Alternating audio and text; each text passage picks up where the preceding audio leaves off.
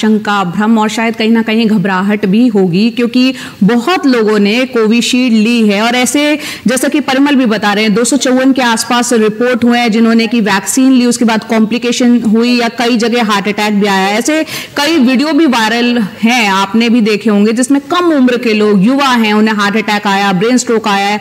आपको लगता है कि कोई कोरिलेशन, जो कि अब एस्ट्राजेनेका भी कुछ मान ही रही है? देखिए, कोई भी वैक्सीन होती है उसके साइड इफेक्ट्स होते हैं। लाइक कुछ लोकल साइड इफेक्ट्स होते हैं, कुछ सिस्टमेटिक होते हैं, कुछ कॉमन और कुछ रेयर साइड इफेक्ट्स होते हैं। जब हम बात करते हैं लोकल साइड इफेक्ट की, तो कोई वैक्सीन जब लगाते हैं, जिस साइड में वैक्सीन लगाते हैं वहाँ पर लोकल, वहाँ पे दर्द होना, वहाँ पे गांठ होना, स्वेलिंग जिसको बोलते हैं, रेडनेस होना और बॉडी एक होना, इस तरह के लोकल साइड इफेक्ट्स हो सकते हैं। कुछ सिस्टमेटिक जैसे फीवर होना, बॉडी एक, मैलेज, सर दर्द होना, 2-3 दिन में चीजें खत्म हो जाएंगे। ये बहुत कॉमन साइड इफेक्ट होते हैं, सारे वैक्सीन होते हैं। कुछ वैक्सीन में serious life threatening rare side effects हो सकते हैं, जैसे किसी एलर्जी की वजह से इवन डेथ तक हो सकती है। कुछ बच्चों में वैक्सीन आते हैं, जैसे MMR है या DPT है, वो सीरियस भी हो सकते हैं अगर हाई ग्रेड फीवर आता है। तो potential life threatening side effects हो सकते हैं। ऐसा ही जो लाइफ थ्रेटनिंग साइड इफेक्ट है TTS, जिसको थ्रोम्बोसिस विद थ्रोम्बोसाइटोपेनिया सिंड्रोम बोलते हैं, ये के साथ पहले भी रिपोर्ट किया गया, but this is one of the rare complication, इस बहुत कॉमन कॉम्प्लिकेशन नहीं है। और जब भी हम वैक्सीन की एफिकेसी, उसकी सेफ्टी की बात करते हैं, एफिकेसी ज्यादा हम सेफ्टी की बात करते हैं, तो अगर बेनिफिट उसके सेफ वैक्सीन है, उसके बेनिफिट कई गुना ज्यादा है। मतलब मींस अगर 1 मिलियन लोगों में एक व्यक्ति को अगर TTS हो रहा है तो फिर वैक्सीन सेफ है। अगर ऐसा है कि 10-20 लोगों को TTS हो रहा है 1 मिलियन में, तो हम उसकी सेफ्टी पे क्वेश्चन मार्क करते हैं। तो दिस इज WHO में ऐसे। सर, यहाँ पर ये समझना जा रहे हैं आपसे कि जाहिर सी बात है कि उस वैक्सीन के कई ज्यादा फायदे रहे, और जो ये आफ्टर इफेक्ट, जो साइड इफेक्ट्स की बात है, बहुत रेयर केसेस है। लेकिन क्या उसकी कोई एक कह सकते हैं कि उसकी कोई एक मियाद है कि वैक्सीन लगने के कितने टाइम बाद तक वो साइड इफेक्ट अगर हो भी सकता है तो कब तक रह सकता है? तो नॉर्मली जो वैक्सीन जब लगाते हैं, बिकॉज कोविड की वैक्सीन आपको पता होगा बहुत इमरजेंसी में डेवलप की गई थी। कोविड की वैक्सीन को 1 साल के अंदर डेवलप किया गया था, उसको रोल आउट किया गया था। ये जो पूरी प्रक्रिया वैक्सीन बनाने की भी 5 से 7 साल है नॉर्मली, अगर हम अच्छी वैक्सीन डेवलप करते हैं। बिकॉज इमरजेंसी थी तो उसमें एक प्रेशर था हमारे लोगों पे, साइंटिस्ट पे, उसको जल्दी डेवलप करना। दूसरा में एक प्रक्रिया होती है, पोस्ट वैक्सीनेशन स्टडीज होती है, उसमें देखा जाता है कौन कौन से साइड इफेक्ट्स आ रहे हैं, कितने साल तक आ रहे हैं। तो अभी ये प्रक्रिया चलेगी, लगभग 5 साल तक हम इसको ऑब्जर्व करते हैं कि कौन से side effect vaccine directly link है, कौन से डायरेक्टली नहीं लिंक है। तो मे भी 2-3 साल तक पोस्ट वैक्सीन एक्सपोजर प्रॉब्लम हो सकती है, कॉम्प्लिकेशन हो सकते हैं, या बीमारी की बात ही।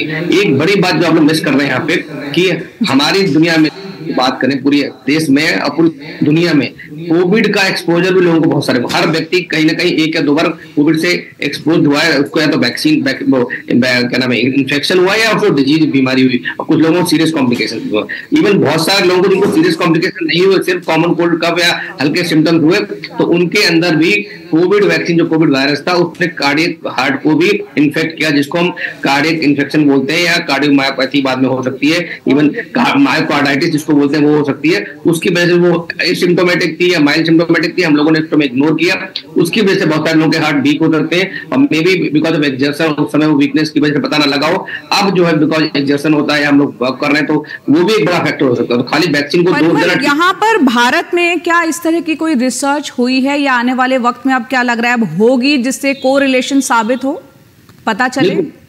Event following vaccination and immunisation. Doctor Gupta जो कह रहे हैं जया, और जो हमने पहले जोड़ा, जो डॉक्टर गुप्ता भी कह रहे थे कि एक लंबी प्रक्रिया भी होती है और ये शोध खोज चलता भी रहता है।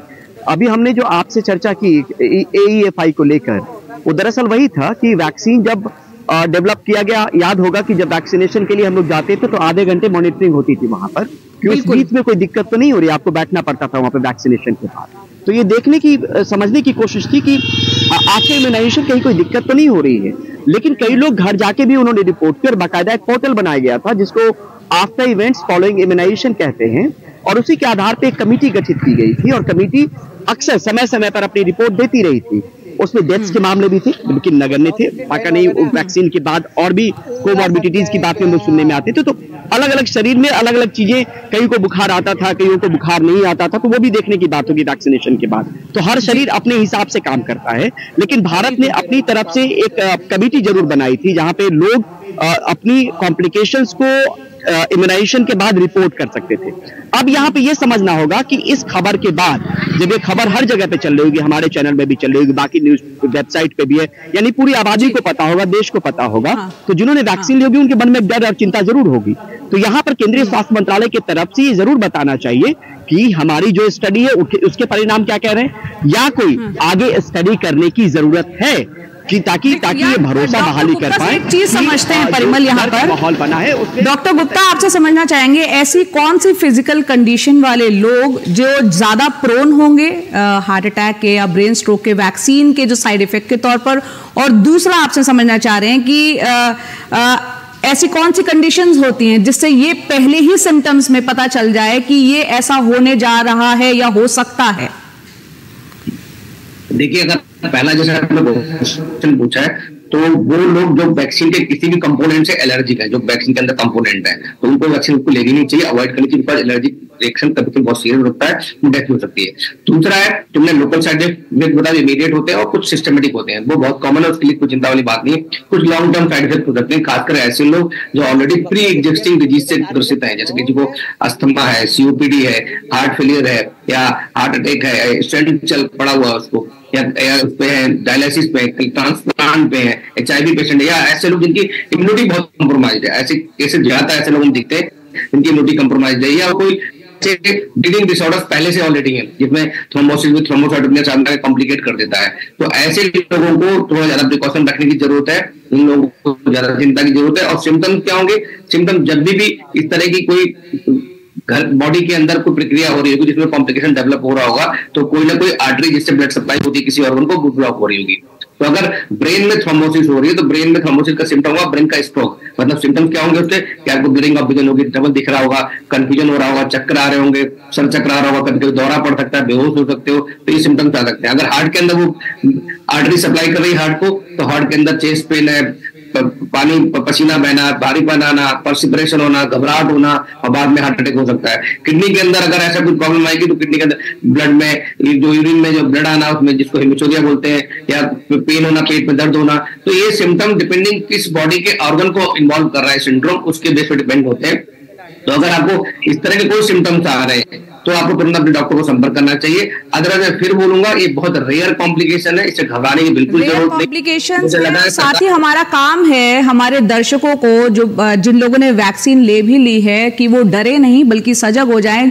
जाते जाते डॉक्टर गुप्ता ये बताएं किन बातों का ख्याल रखें, जिन लोगों ने वैक्सीन ले ली है वो क्या ख्याल रख सकते हैं, कैसे रख सकते हैं अपना? देखिए, वैक्सीन जिसने ले ली, वैक्सीन से कोई खतरा नहीं। मैं फिर बोल रहा हूँ, बहुत रेयर कॉम्प्लिकेशन हो सकता है, जिनको होने होंगे अब तक हो चुके होंगे, बिकॉज वैक्सीन हम लगवा रहे थे 2020 से स्टार्ट किए, 2024 आ रहा है, 4 साल हो गए। तो जो कॉम्प्लिकेशन मैक्सिमम लोगों को हो चुके हैं, अब नए कॉम्प्लिकेशन होने की प्रोबेबिलिटी बहुत कम है, ना के बराबर है।